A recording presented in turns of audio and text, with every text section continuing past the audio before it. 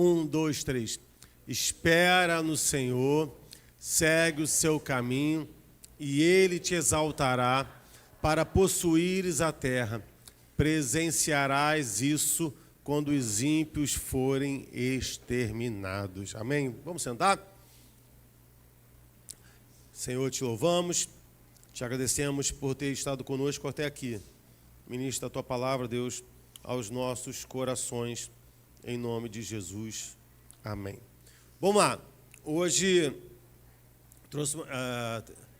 trago uma mensagem bem neopentecostal, triunfalista. Se eu pudesse falar igual aqueles pastores, se eu pudesse botar o título dessa mensagem nessa noite, eu colocaria: chegou o tempo da sua exaltação. Se fôssemos uma igreja pentecostal, estaríamos pulando agora nesse momento.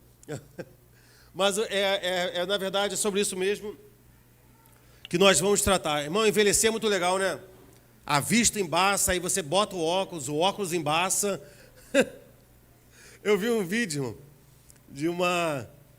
É claro que é uma brincadeira, né? Eu acho que é a esposa levando um bolo para o marido de 40 anos. E aí, quando ele está sem óculos, aí quando ele sopra o bolo, alguém já viu esse vídeo? Ele está olhando o bolo, né? Quando ele sopra o bolo e a vela apaga, a vista embaça, por causa dos 40. Minha vista embaçou depois dos 40. Vamos lá. Eu quero pregar hoje, falar hoje com a igreja a respeito, de fato, da exaltação que Deus tem para o seu povo. Porque é isso que o salmista está dizendo, está propondo para a gente. Que nós esperemos no Senhor e guardemos o seu caminho e Ele nos exaltará. Eu sei que é um tema que seria, assim, pejorativamente falando, bem triunfalista, né? Que é aquela pregação assim, que levanta para a igreja, mas na verdade é mesmo. É para um sentimento de triunfo da igreja. Quem é que não quer ser exaltado pelo Senhor? Quem é que não quer passar por um momento de exaltação na sua vida, né? Eu sei que a Bíblia lá diz em Mateus 23:12, que todo aquele que se humilhar, Deus exaltará. Só que às vezes tem momentos na nossa vida que a gente passa lutas assim, longas, né? Às vezes de uma vida inteira. E às vezes a pessoa fica pensando assim: Senhor, eu estou esperando, hein? Estou esperando aquela exaltação, hein? O complemento daquele... já fiz a metade do versículo, né? Até os meus 45 anos aqui, ó, já vivi, né? A parte da humilhação. Estou pronto para ser exaltado. Estou pronto para a bênção. E, na verdade, é muito difícil, né? A gente, às vezes, viver um momento de luta, e tem pessoas que passam por lutas muito sérias, às vezes a questão da família, de drogas, de problemas familiares, de dívidas, né? A Ives falou assim comigo, foi uns dias desses, ela falou assim, amor, a gente está terminando, falta um ano, né, para acabar de pagar a nossa casa. Aí ela falou assim: não vamos comprar mais nada, não. Ela falou assim: porque desde que a gente casou, que a gente está com alguma demanda alta. Desde que a gente casou. A gente comprou um terreno, construiu uma casa, aí trocamos de casa. Aí tivemos a questão do assalto, aí resolvemos ir para cá, compramos outra casa. Já estava paga, já estava quitada, aí entramos no outro financiamento. Aí quando a casa, quitamos a casa, aí por conta dos meninos, pegamos uma casa maior, fomos para outra casa. Então assim, já nessa vibe assim, de casamento, tipo 18 anos, pagando assim, parcela, já deu uma canseira. Não é verdade? Você dá uma cansada, não é?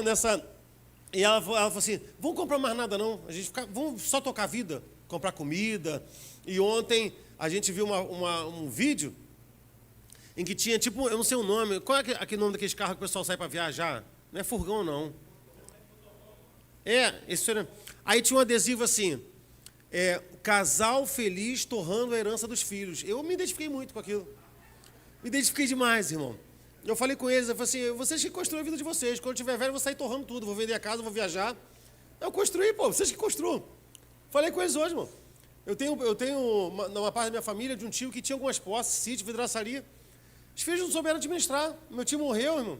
Todo mundo passou um desespero, porque não souberam administrar. Às vezes você gasta a tua vida. Não, vou deixar para os meus filhos.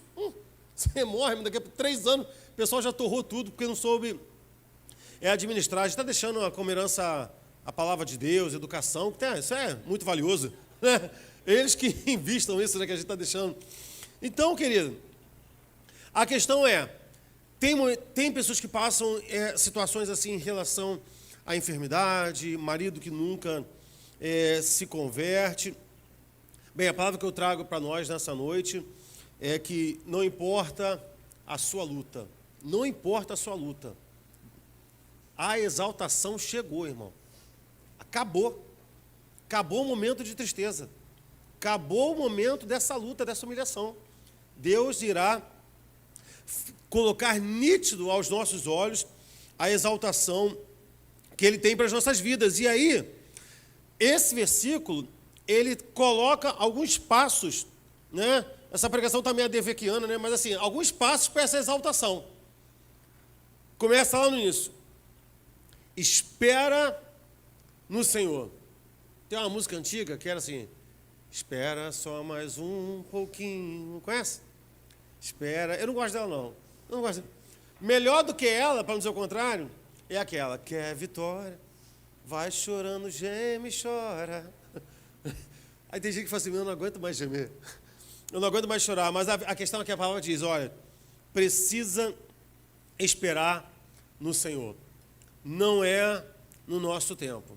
Não é. A gente precisa esperar no Senhor. Porque essa condição de esperar no Senhor faz com que nós evitemos que nós demos maus passos, péssimas escolhas, que nós firmemos, às vezes, alianças com pessoas que Deus não separou para nós.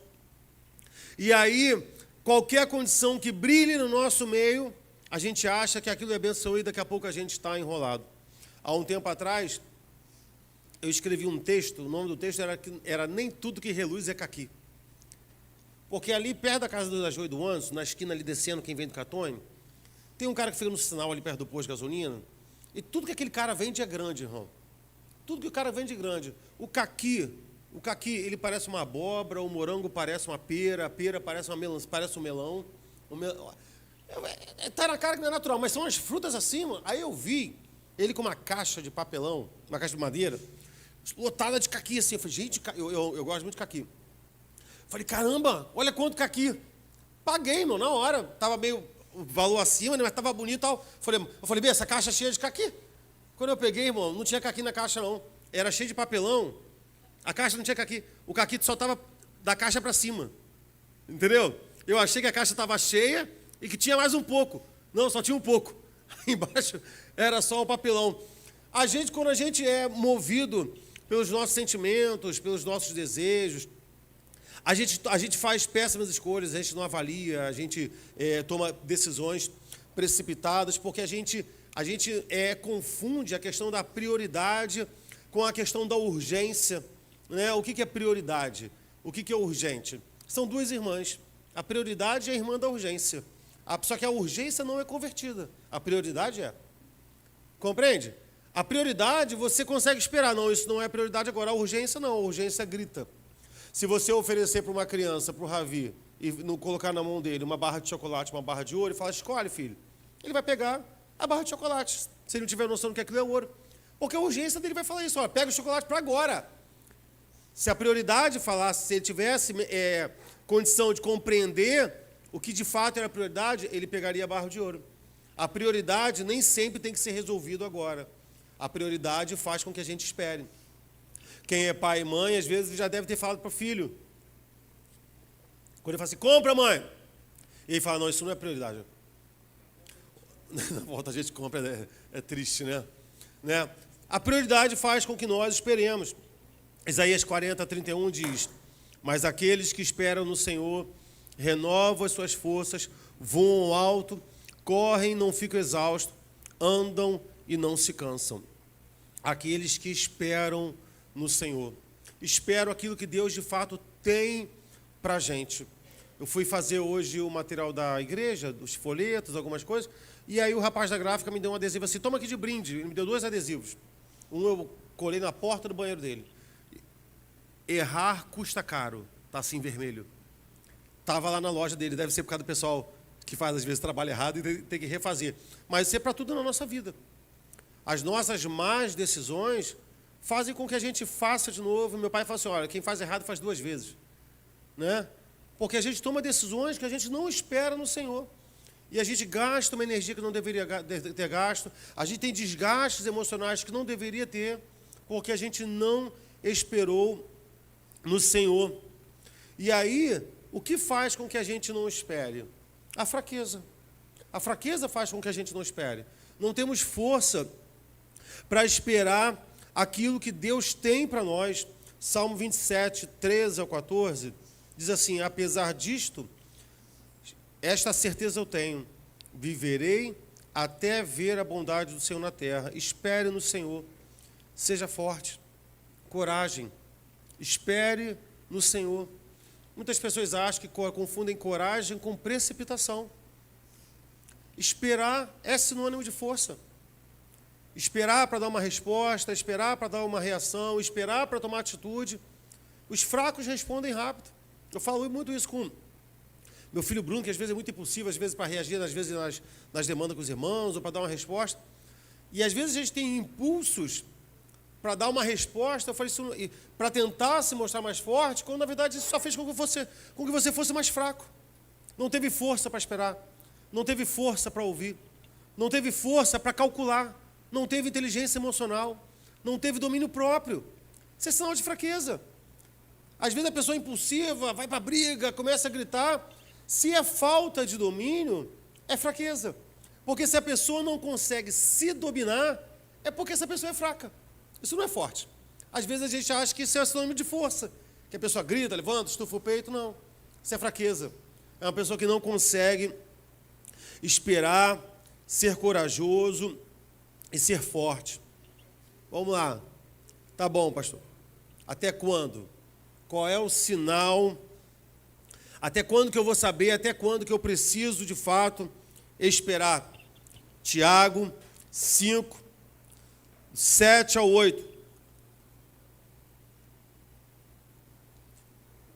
Diz assim, portanto, irmãos, sejam pacientes até a vinda do Senhor. Aí você fala assim, pastor, até a vinda do Senhor. Eu sei que Tiago está falando sobre o retorno de Jesus Cristo, mas essa vinda pode ser até uma que Deus manifeste, fazendo uma aplicação, até que Ele resolva manifestar o que tem que manifestar na tua vida. O texto está falando sobre a volta de Jesus Cristo. E ele vai dizer, veja como o agricultor aguarda que a terra produza a preciosa colheita, e como espera com paciência até virem as chuvas do outono e da primavera. Sejam também pacientes e fortaleçam o seu coração, pois a vinda do Senhor está próxima. Quem tem planta aqui em casa? Eu tenho a minha hortinha lá nos vasos. Eu passo. Não. Tá, mas tem, né? Mas não é disso que eu estou falando, não. Eu estou falando do exercício de, às vezes, você vê um botão que sai e daqui a pouco aquele botão está mais aberto, ou um legume que cresce, ou uma fruta que você espera para amadurecer. Você não tem nada o que fazer ali. Você planta, rega, e o que você faz, irmão? Espera. A verdade é essa. Espera, irmão. Eu tenho um tomateiro. Eu rego, eu boto o alimento, eu boto tudinho, vou lá, arranco as pragas. Chegou o tempo de colher tomate, irmão. Colhi. 2. Mas colhi, irmão. Mó alegria, fiz até um vídeo com a Ives. Vai, velho. 2 tomatinhos. No vaso, bichinho. Mas fiquei feliz, irmão. Tem coisas que não estão na nossa mão acelerar. Às vezes, eu falei até para ele, falei, bem, acho que é por isso que tudo orgânico é muito caro, né? Porque os caras jotam ali um veneno e cresce tudo, fica tudo grande. E 2 desse tamanhozinho, tá, irmão? Assim, pequenininho. Tem que pegar umas aulas com o Naú. Não sei. Mas mesmo lá na fazenda do Naú, que o Naú tem um grande latifundiário aqui da nossa igreja. Fala baixo. Né? Sim ou não, Naú? Você passa, você olha, você passa, você olha. Temos que saber esperar até que Deus faça aquilo acontecer. Qual é a postura que nós devemos ter enquanto esperamos no Senhor? Provérbios 3, 5 ao 6. Ele vai dizer: primeiro, confie no Senhor de todo o seu coração. Ninguém que não confia consegue esperar. Se você não confia, essa espera ela é insuportável. E é aqui, eu estou falando de quadros, inclusive, de pessoas que sofrem de muita ansiedade. Ah, pastor, mas eu sou muito ansioso. Tem que colocar isso diante de Deus. É antibíblico. Está na Bíblia. Não andeis ansiosos pelo que é vez de comer ou de vestir. Veja as árvores, veja as flores. Deus não cuida, Deus não alimenta. Quem é que anda ansioso? É o ímpio. O ímpio anda ansioso. O crente confia no Senhor de todo o seu coração. É isso que o crente faz. Ah, pastor, falando é fácil. Não, eu sei, é fácil. Mas é o que Deus tem para nós. E é o que nós devemos colocar diante de Deus. Deus, me dá esse coração. Que, de fato, confie no Senhor. E aí, às vezes, as pessoas falam assim, não, mas eu não sou ansioso. Eu só fico preocupado. Mesma coisa. É só sinônimo. Na verdade, eu gosto até mais da palavra preocupado, porque ela explica melhor a questão da ansiedade. Porque vem pré, diante, ocupado. Ou seja, eu tenho algo para fazer amanhã. Eu já fico, ai meu Deus, amanhã. Então eu já trouxe amanhã para hoje. Eu me pré-ocupei. Eu trouxe uma ocupação que era de amanhã para antes do tempo. Eu enchi a minha vida de amanhã. O Anderson que fala assim, eu perturbei muitos dos meus alunos, ele fala assim, o Anderson fala assim, amigo nosso pastor, ele, 3 males do nosso tempo. Ele fala depressão, estresse e ansiedade. Depressão, excesso de passado. Estresse, excesso de presente. Ansiedade, excesso de futuro. É essa a preocupação, irmão. A Bíblia diz que basta cada dia o seu próprio mal. Devemos confiar nele de todo o seu coração. Segundo, não nos apoiarmos no nosso próprio entendimento. Tem pessoas que acham que elas vão resolver tudo.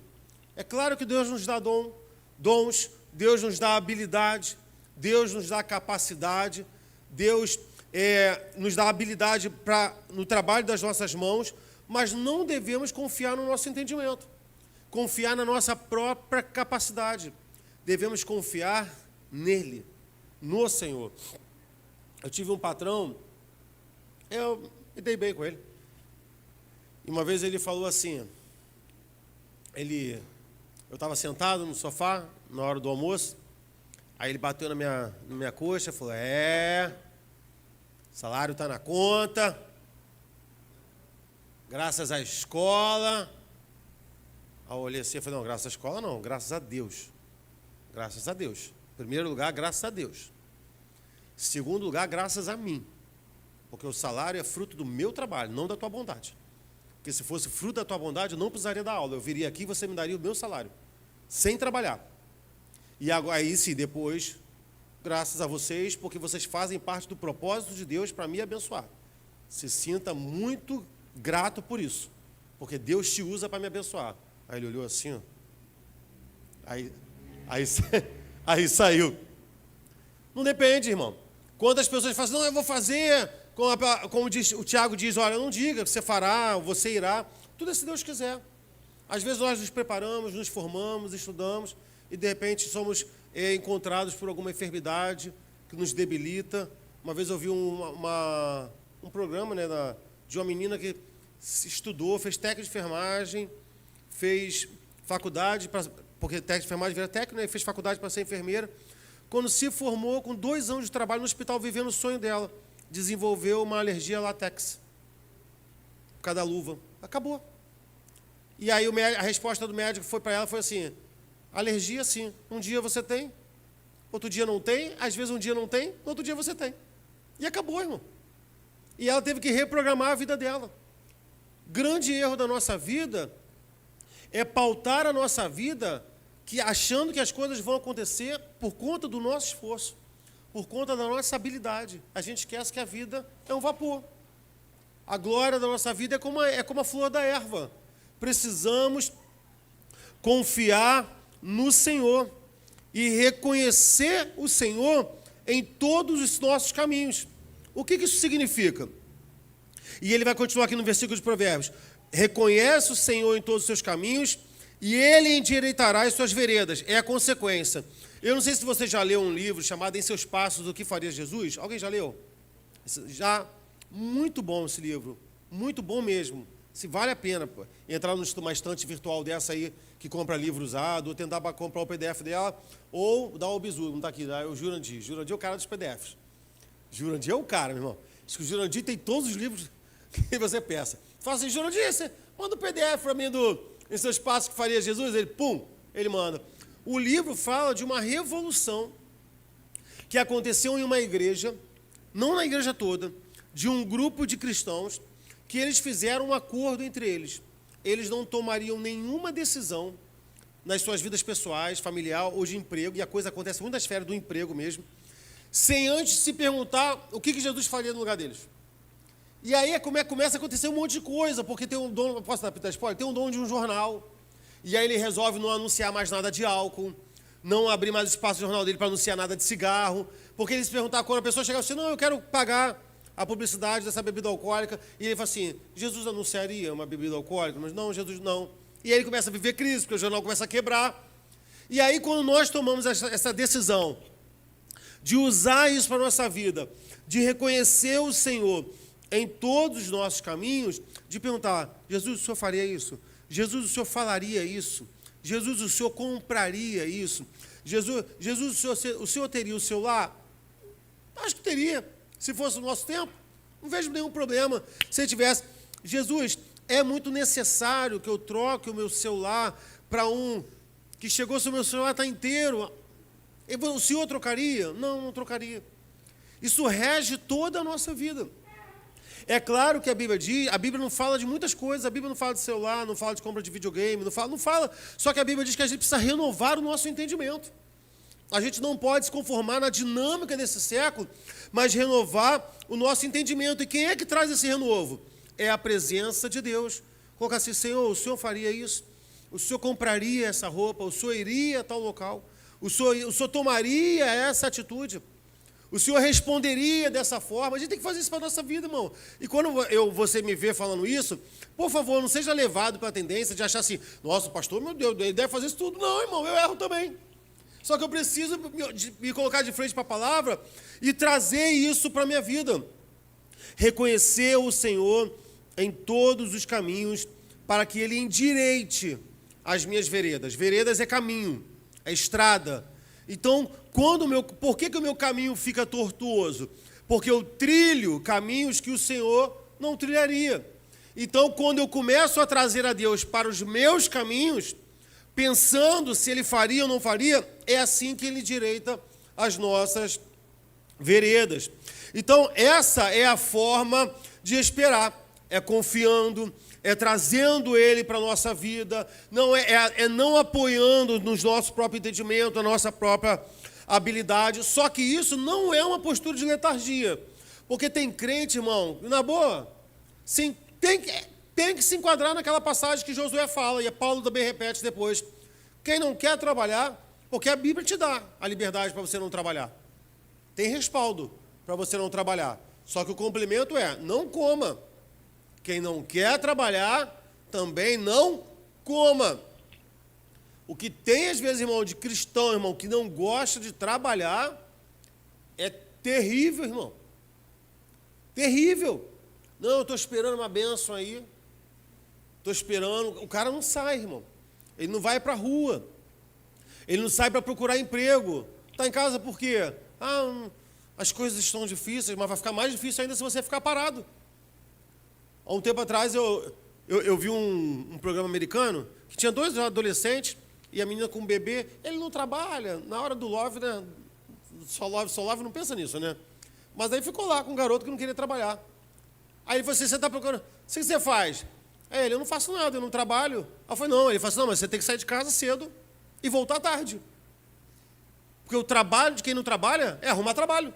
Então tu sai de casa na hora de quem sai para trabalhar, vai bater de porta em porta procurando trabalho, não consigo, faz o teu cumprimento de uma jornada de trabalho, procurando trabalho.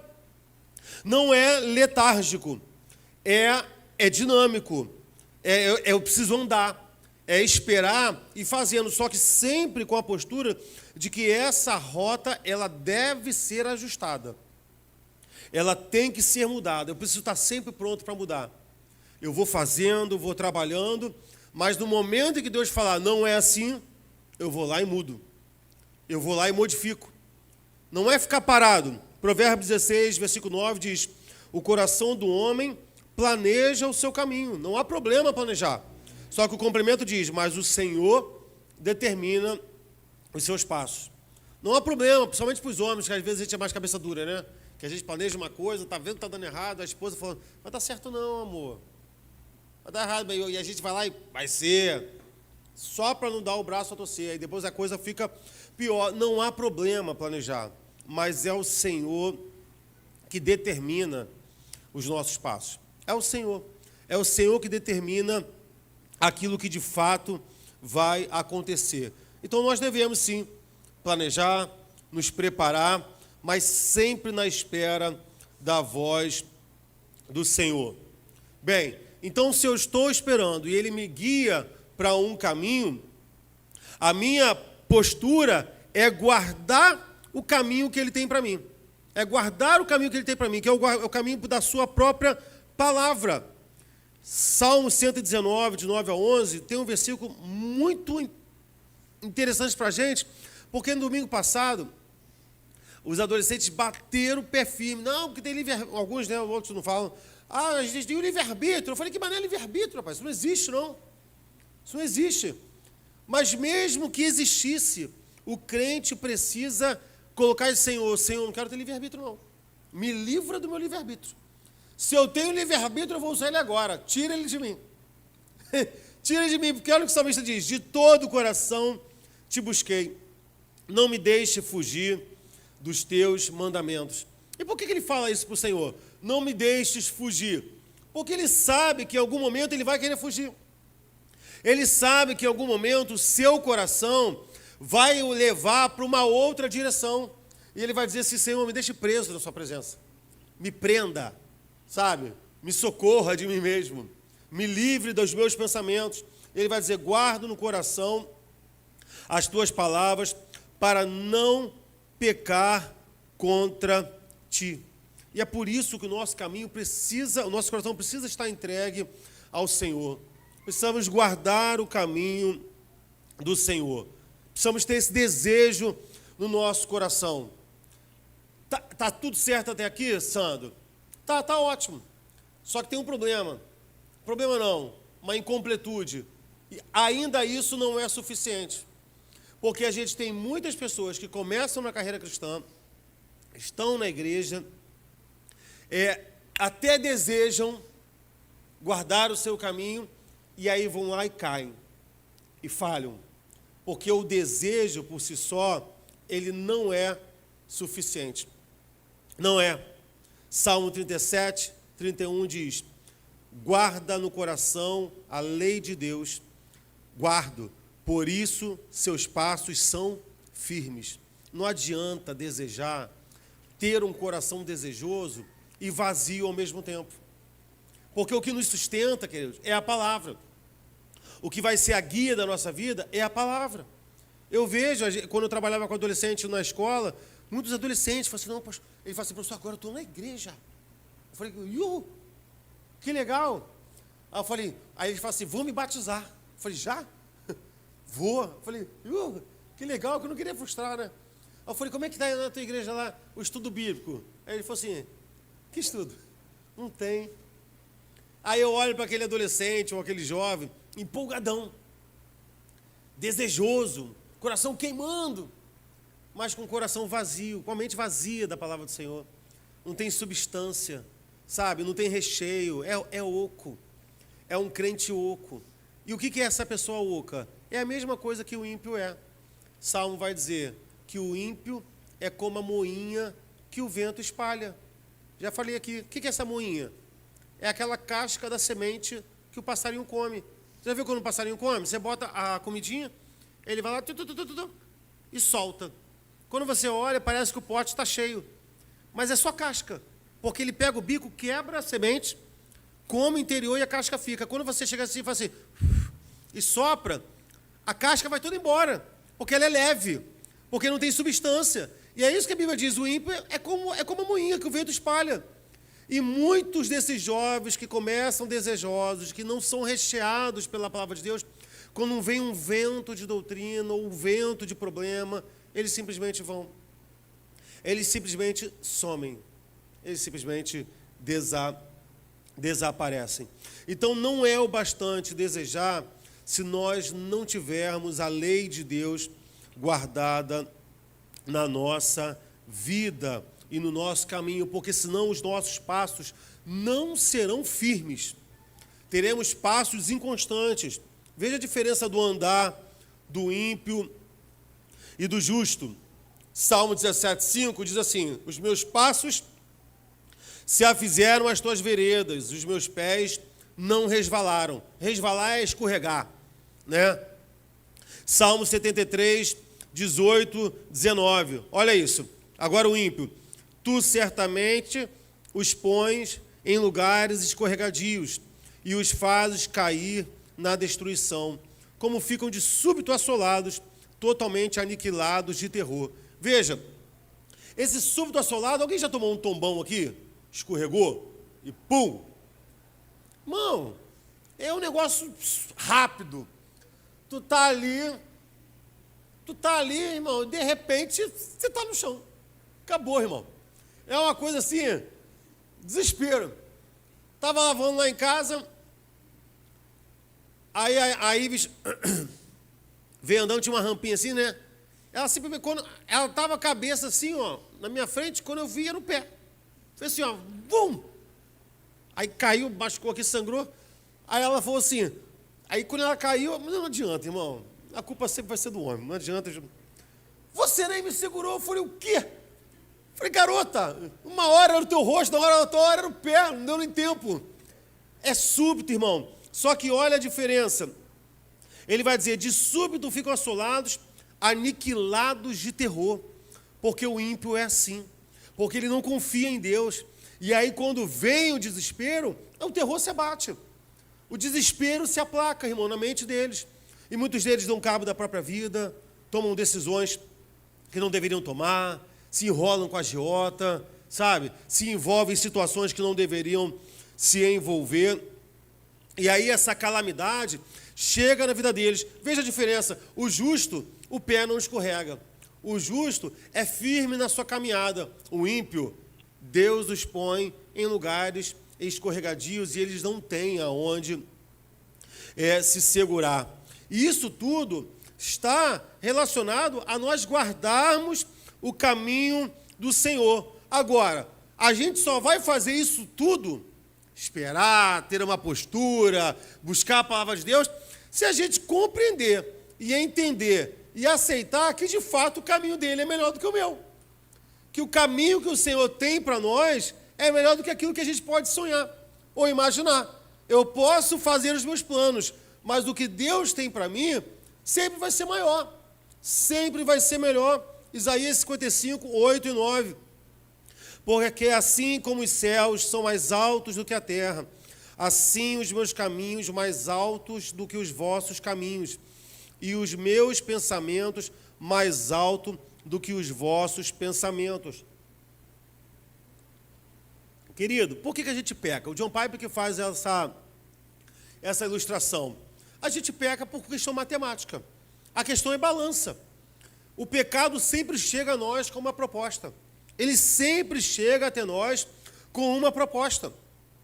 E ele sempre vai tentar nos mostrar pela perspectiva do consumo. Não, você precisa ter isso. Você precisa ter essa mulher. Você não é completo, sua esposa não te completa, sua esposa não te dá aquilo que essa mulher pode te dar, porque a sua mulher é 4G, essa aí é 5G.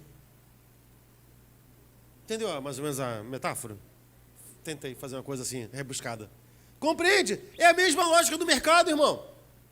É a mesma lógica do consumo. Ele vai se propor a você para tentar te convencer que, de fato, você precisa pecar.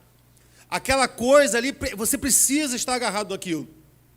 E isso, irmão, acontece com qual frequência na nossa vida? É todo dia, irmão. É toda hora.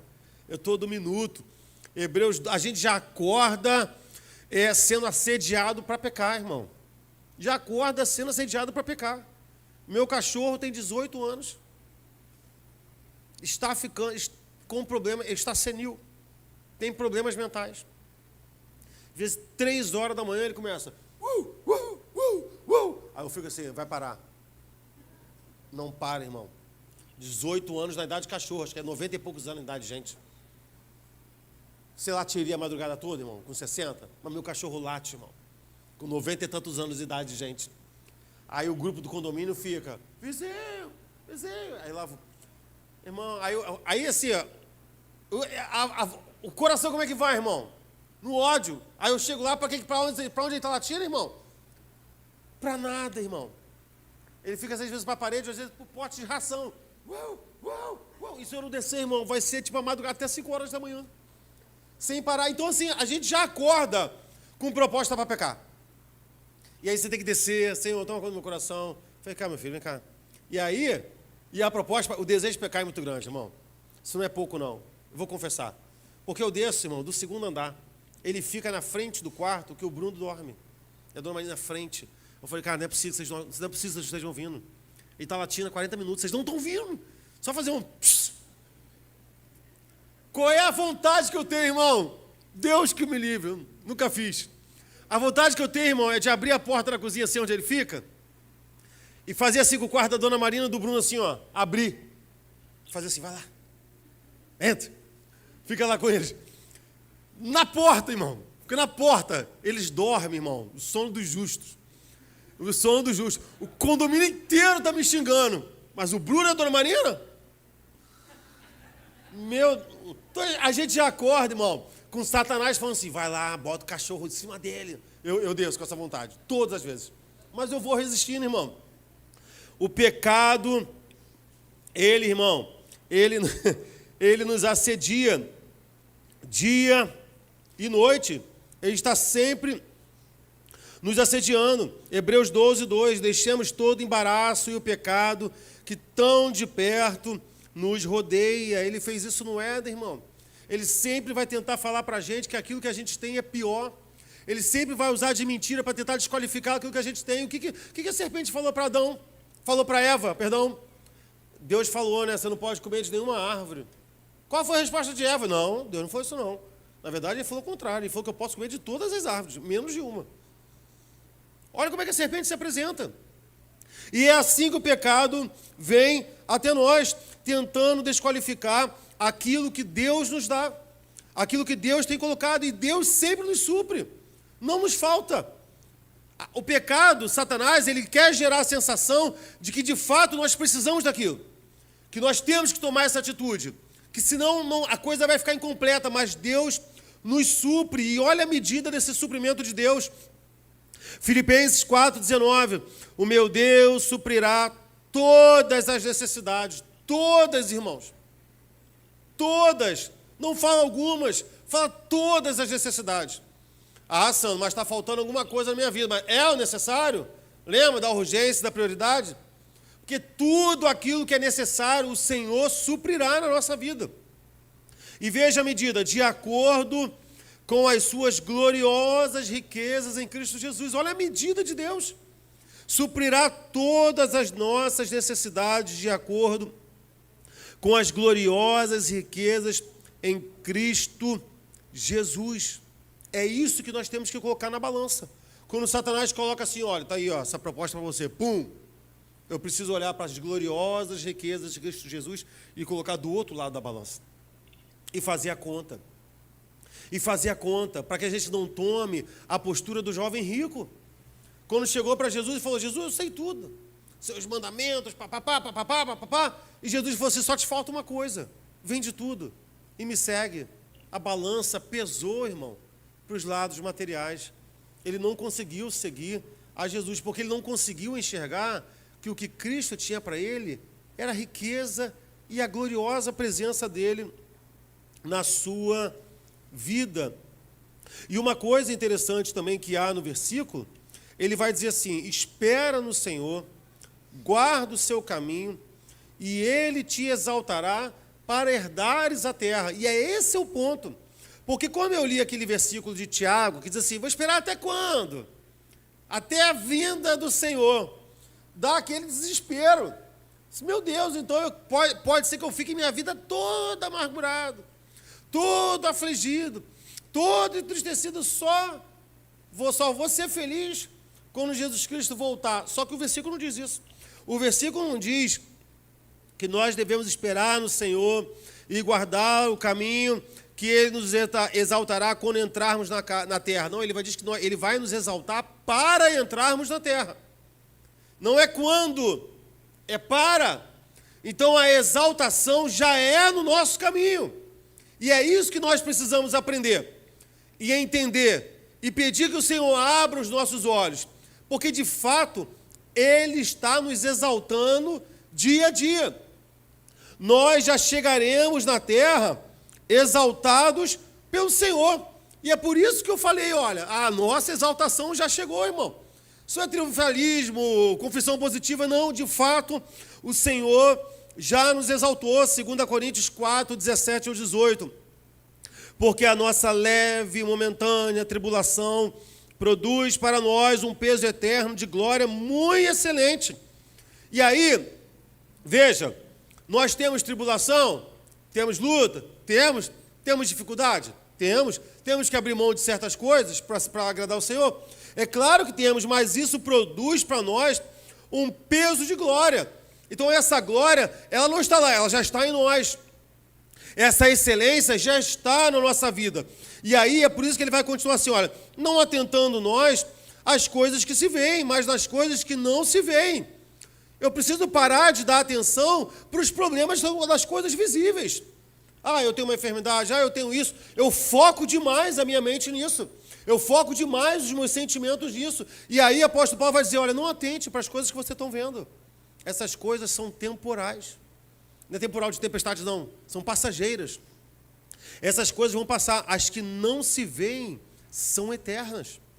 Não dê atenção para o que você está passando. E é isso que eu percebo em muitos dos nossos irmãos, que olham demais para as suas lutas, olham demais para os seus problemas. Ah, pastor, é que você não passa o que eu passo. Não passo, irmão. E por que eu não passo o que você passa? Porque eu não sou você.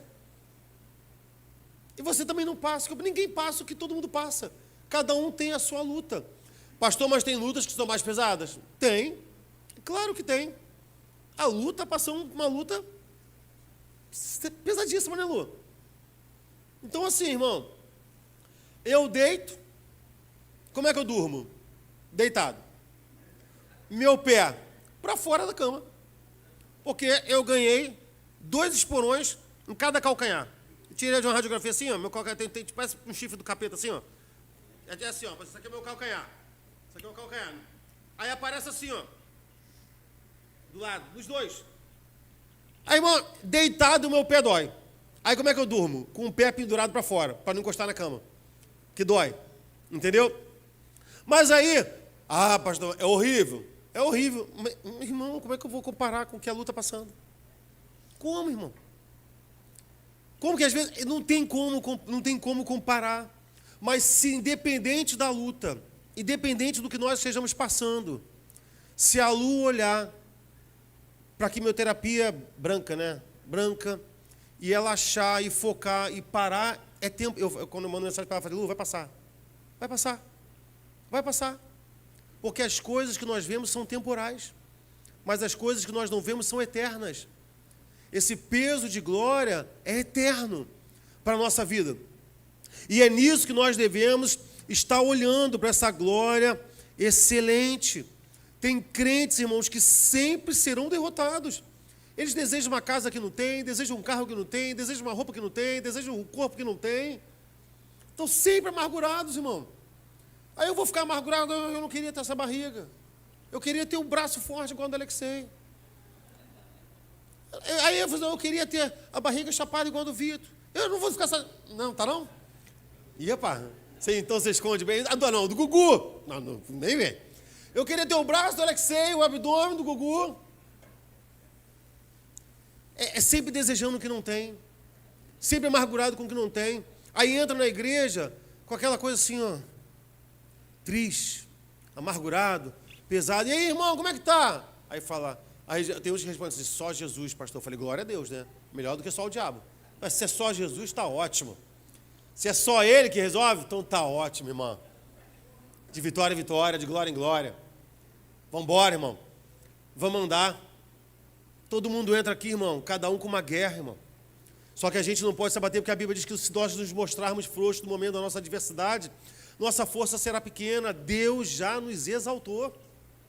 Deus já nos exaltou, irmão. 2 Coríntios 4:18.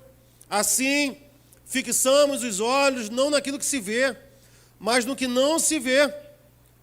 Pois o que se vê é transitório e o que não se vê é eterno. Colossenses 3:1-3. Mantenha os olhos fixos nas realidades do alto, onde Cristo está assentado no lugar de honra, à direita de Deus.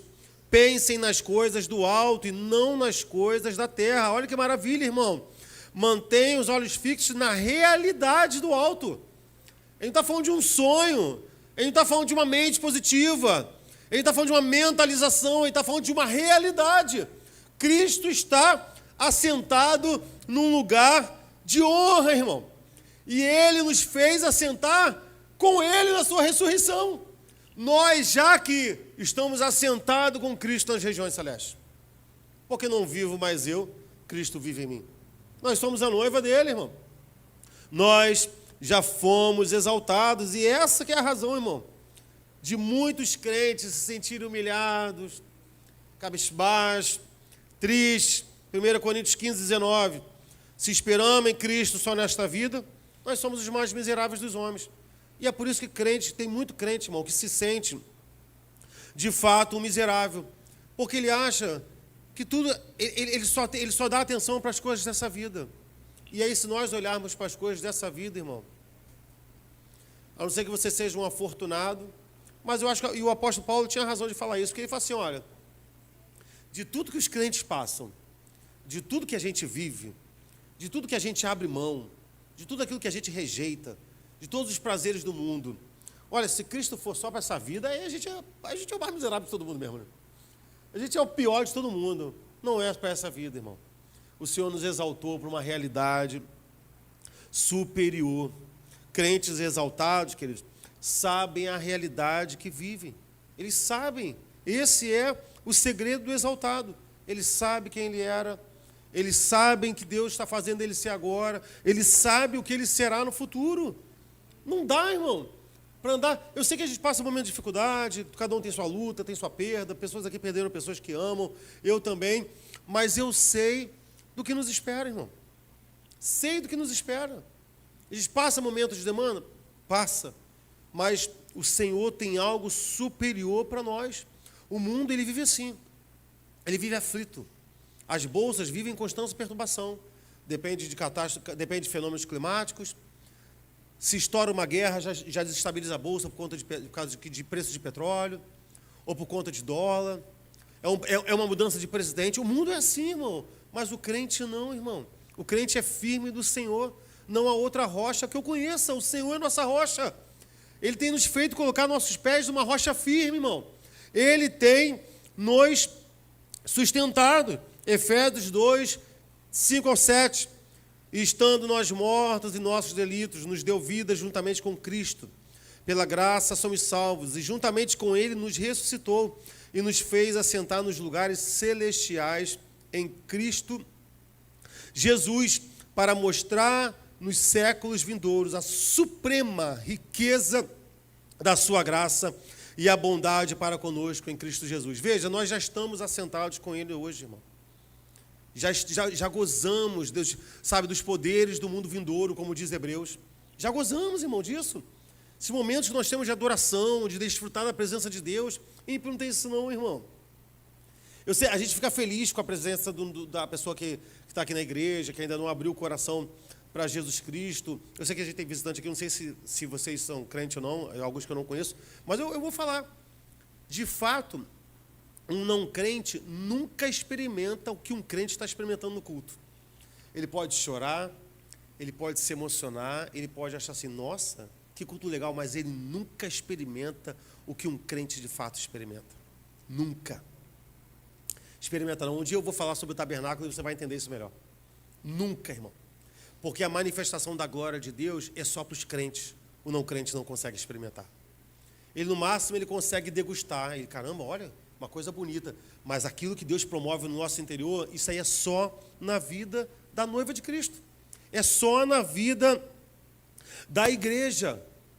A pessoa sai daqui emocionada. O crente não, irmão. O crente sai transformado. O crente sai daqui ouvindo a voz de Deus. O crente sai daqui tocado, irmão. O crente sai daqui com uma experiência com a glória de Deus. Ele nos exaltou, irmão. Ele nos exaltou.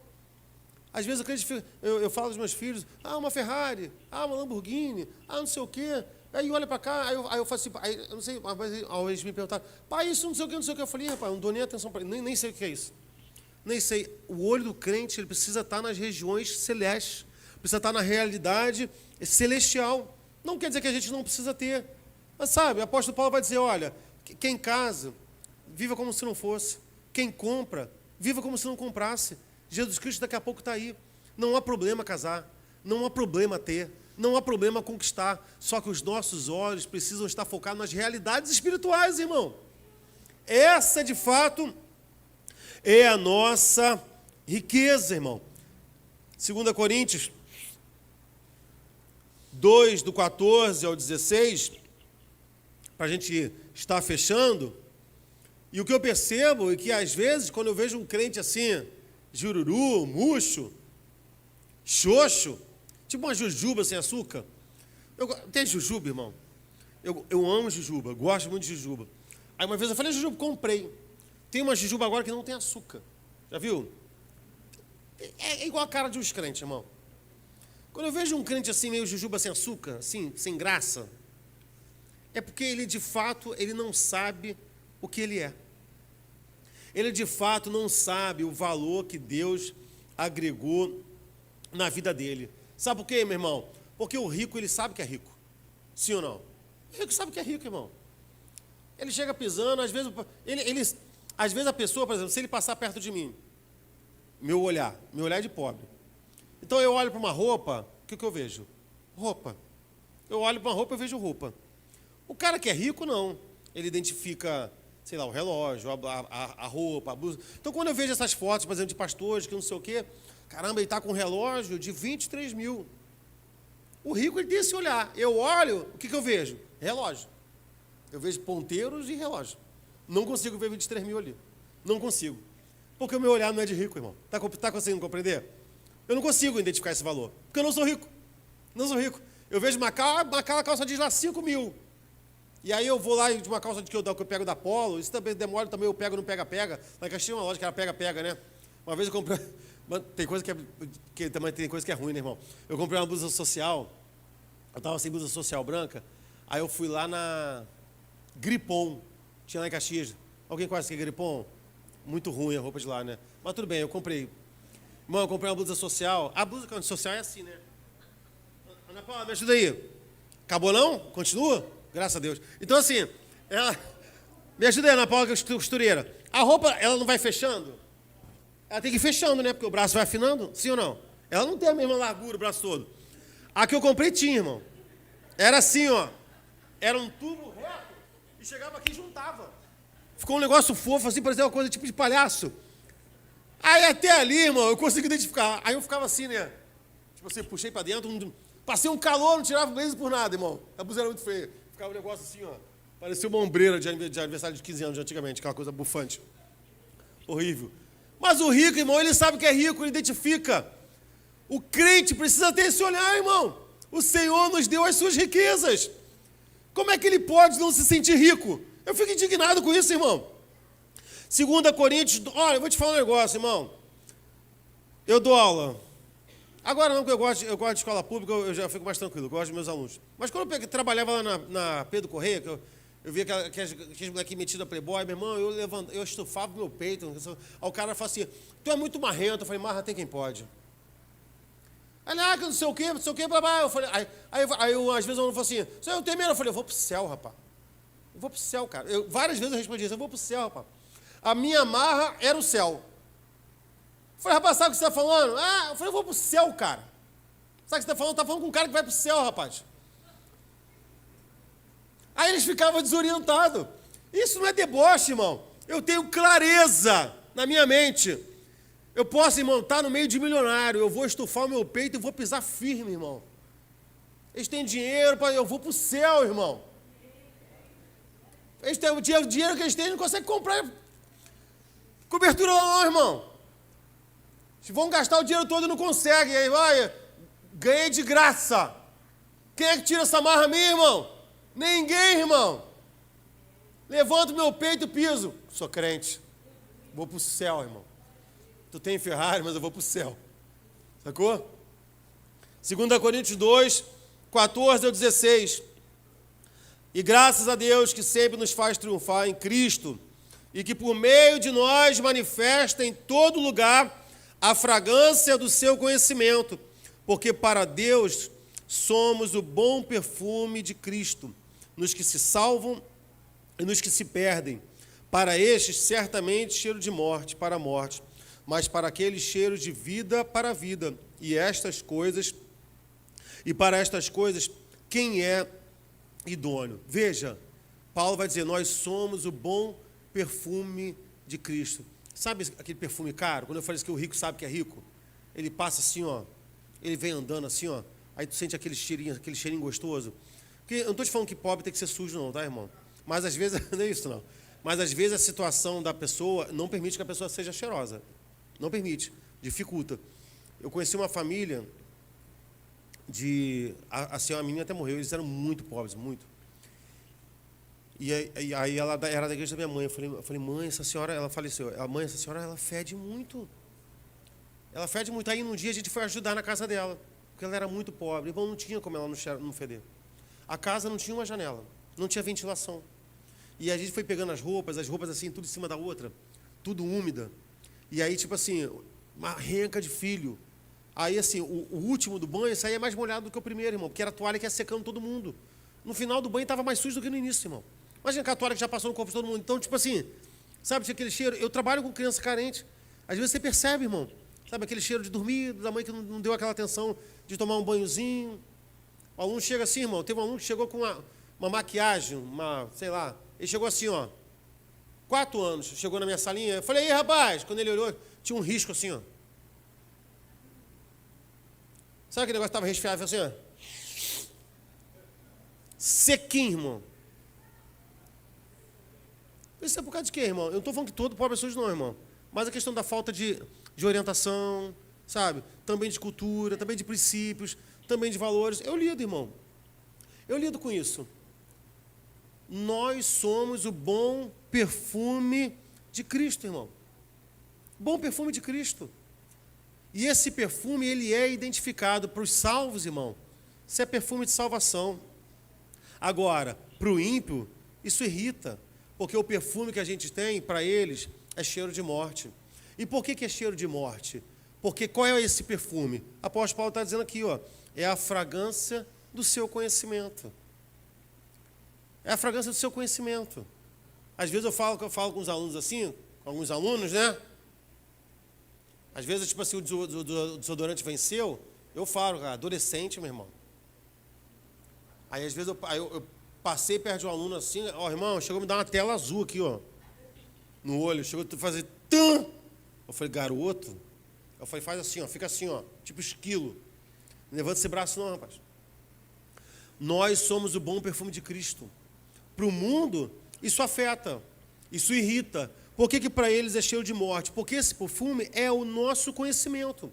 E que conhecimento é esse? É Cristo. Porque se nós somos o bom perfume de Cristo, nós somos aqueles que exalam a essência. Quem é a essência? Cristo. Sou rico, sou exaltado, vou para o céu. E eu tenho um perfume que ninguém tem.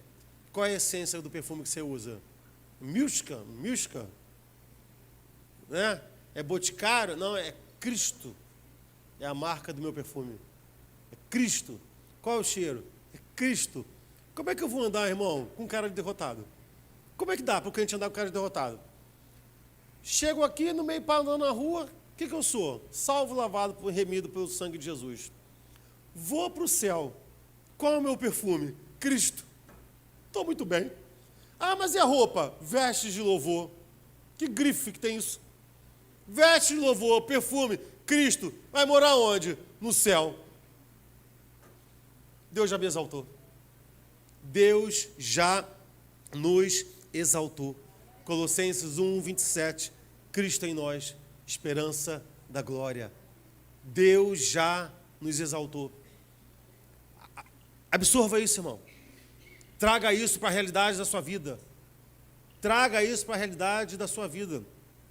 Há uma música, eu não sei se era Sulamita, vou cantar aqui, só um pedacinho, né? Acho que o coro é assim: se levante do chão. É Sulamita?